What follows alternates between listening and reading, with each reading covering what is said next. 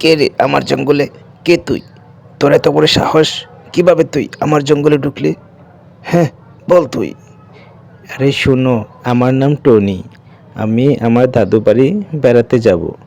আমি তোমাকে দেখে একদমই ভয় পাইনি, সত্যি।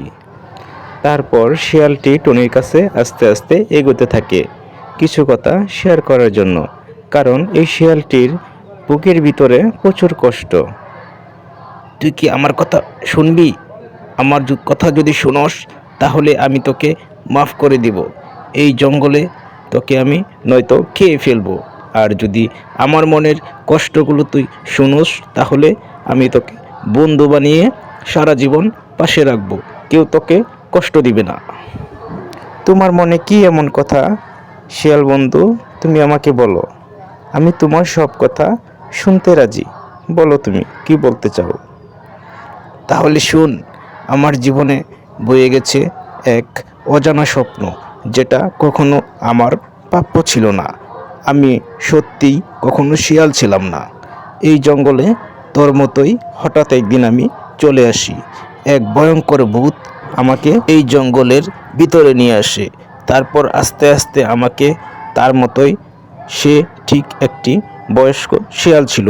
সে বলল, তোকে আমি বাঁচিয়ে রাখবো যদি তুই আমার মতো শিয়াল হোস, আর যদি না হতে চাস তাহলে আমি তোকে মেরে ফেলবো। তারপর আমি ভাবলাম মরে যাওয়ার চাইতে শিয়াল হওয়া অনেক ভালো, বুঝলে? তোমার কথা শুনে আমার অনেক ভালো লাগলো যে তুমি একসময় আমার মতো এইভাবে ভুলে চলে আসছিলে বন্ধু। তাহলে আমাকে তুমি এগিয়ে দাও। সত্যি কথা বলতে কি বন্ধু জানো, তুমি আজ থেকে আমার সত্যিকারের বন্ধু। আমি তোমাকে দেখে অনেক ভয় পেয়েছিলাম, যা কখনো আমি ভাবতে পারিনি। তুমি কিন্তু আমাকে কখনো ভুলবে না। আমি তোমাকে সারা জীবন বন্ধু হিসাবে চাই। আমি প্রায় আমাদের বাড়িতে চলে এসেছি। ওই যে দেখতে পাচ্ছ, ওটাই আমাদের বাড়ি। কেমন বন্ধু? তোমার যখন ইচ্ছা তুমি এই বাড়ির সামনে এসে আমাকে ডাক দিলেই পাবে। আমি গেলাম, বাই বাই, টাটা। ঠিক আছে, যা। আমি যখন ডাক দিব তুই ঠিক আবার চলে আসবি। আল্লাহ হাফেজ।